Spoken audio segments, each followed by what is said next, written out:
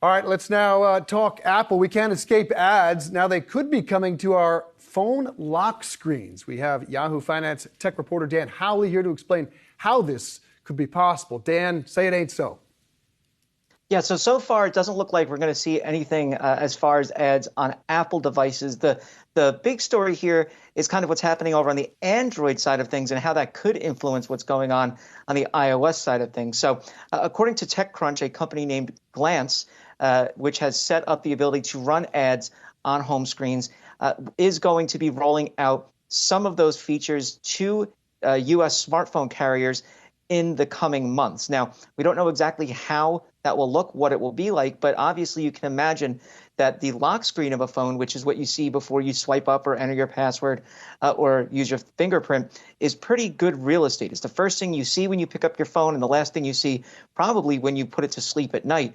And so that's something that I think developers and advertisers are really interested in getting their hands on. So this feature called Glance will be coming in the next few months, but we don't know which phones exactly will have it, whether or not it'll be with Samsung or something along those lines. Samsung, obviously the largest Android smartphone maker here in the U.S. As for Apple and iOS, they're going to be rolling out a new update to the lock screen with iOS 16, and that'll be able to show things like different updates for apps.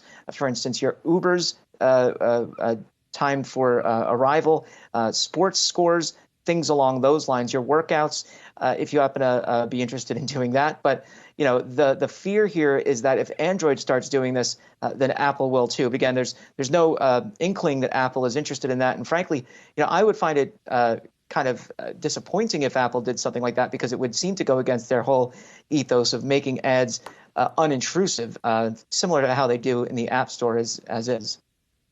And I want to ask you about the Extreme Apple Watch that a lot of people are speculating about. What are the expectations there?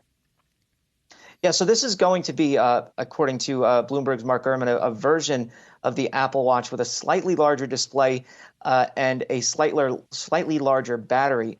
And the idea is that it would be able to show more fitness information than a standard Apple Watch. So there'll be the Apple Watch Series 8. Right now we're on the Series 7.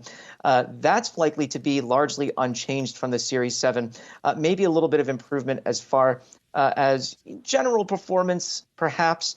Maybe they'll be able to squeeze a little bit more out of the battery life, but no major change as far as the processor goes.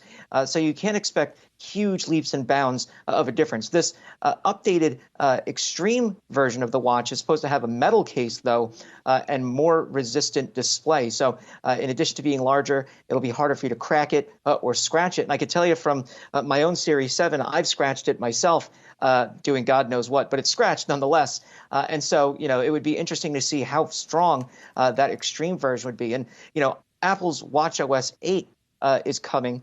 That is going to have big improvements to how it displays things like fitness information. So, for instance, if you go for a run, it's going to be able to show you what your prior day's run was and things along those lines. So an extreme version of the Apple Watch, I think, would fit nicely with that.